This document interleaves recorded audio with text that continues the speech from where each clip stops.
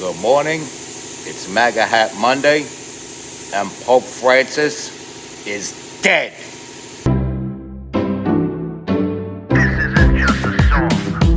Illuminati is a thing you need to watch out for. They want to depopulate and slave us so much more. World domination, I'll get into that later. I'm hardcore, fierce and sexy. You're just a hater. You deserve the ridicule because you're an absolute zero. I'm the keeper of the chalice, a rock and roll hero. I'm not an idiot nobody listens to, because I'm not a failure in life like you. Let's talk about Bill Gates and the mark of the beast and the orgies in the streets at the Catholic feasts and Bill and Hillary's human trafficking ring. And George Soros got the money to pay for everything. Socialism is for losers, working for the devil. Chumps that can't fight, they ain't on my level. It takes an evil one to try to debunk and doubt it, so I'd rather die than stop talking about it. Watch out, watch out, watch out, watch out. Watch out for the Illuminati. Watch out, watch out, watch out, watch out. Watch out for the Illuminati. Watch out, watch out, watch out, watch out. Watch out for the Illuminati. Watch out for the Illuminati.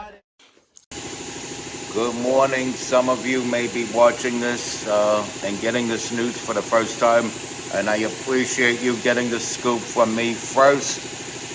But Pope Francis, who's been hospitalized for several months, has passed away this morning, 88 years old.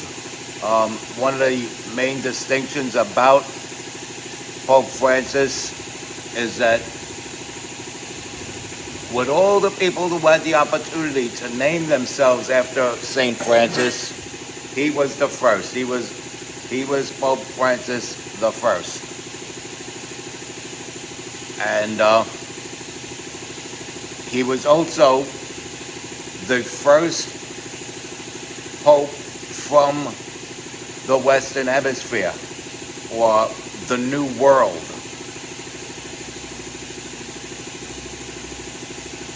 Hailing from Argentina, homeland of Javier Milei, one of my favorite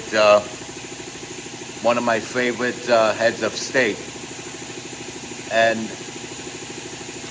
he was a very interesting pope. He was a lot more lenient towards the act of homosexuality and male-to-male sexual bodily content, so much so that he was often billed as the gay-friendly pope.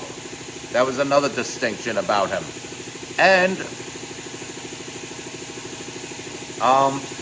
he also was the first pope to call for a world leader to bend and break the rules of their own homeland. And he was the first pope to call for a breach of national security in the homeland of a particular country. Of course, I'm talking about his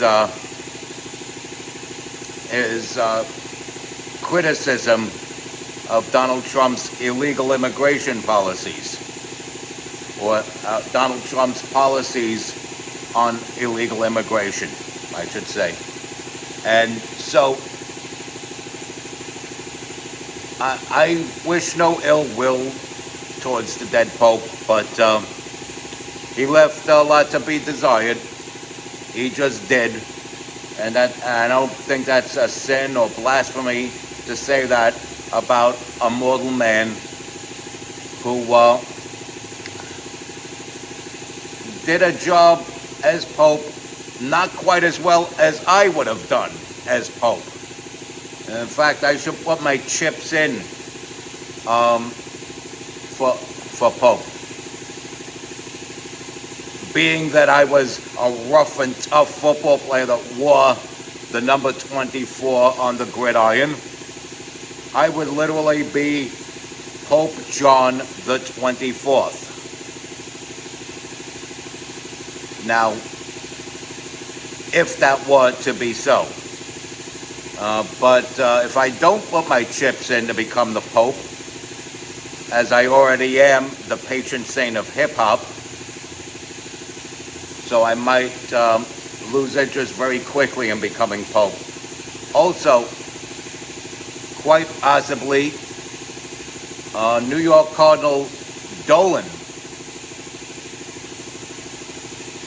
may become the next Pope.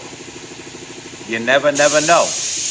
And he would be the first Pope coming from the United States if that's the case. And the first Pope of strictly English-speaking heritage, if that were to be the case. But you never know where the chips may fall. There were a lot of firsts happening ever since Pope John Paul II became Pope.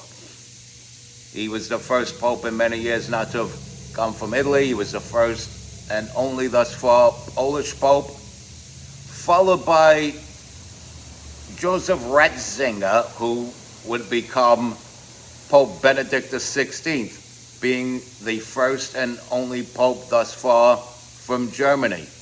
Now, people will say, well, he stepped down as Pope. Why don't they ask him? Well, because he's kind of sort of dead too, so to speak. Now, he passed away a couple years ago himself. So, the Catholic Church, once again, is popeless for the time being. And so they're going to run a long funeral, I'm sure, long proceedings. If I was Donald Trump, I would not go to it unless invited. If not invited, I would not go, and I wouldn't get upset about it if not invited.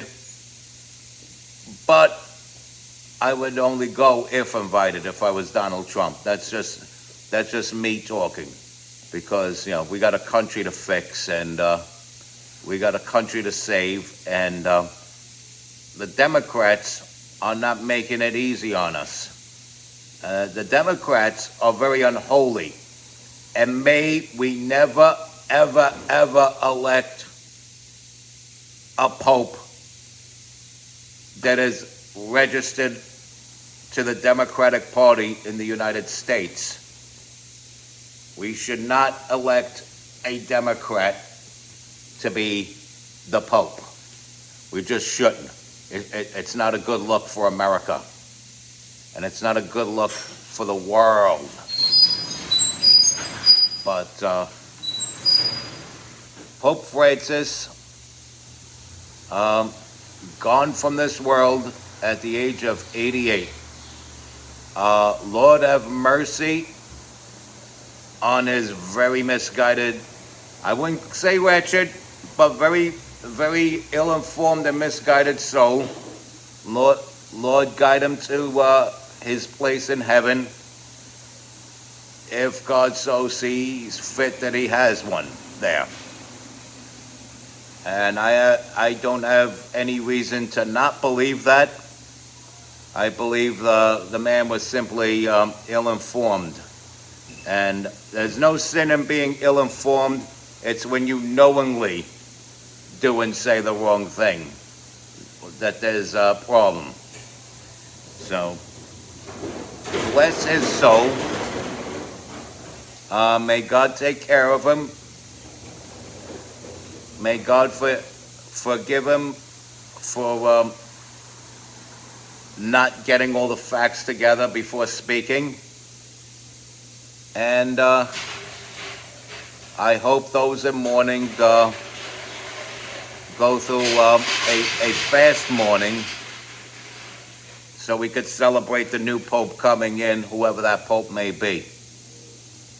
And to everyone else, my John Cranston army out there that has my back, respect God, watch out for the Illuminati, follow and share my wonderful content, subscribe, tell all your friends about me, stay strong, keep kicking that slang. It's the Patriot Saint of Hip Hop, your boy in the building, hip hop legend, recording engineer, underground rock and roll hero, MC Too Tall. And Christ be with you.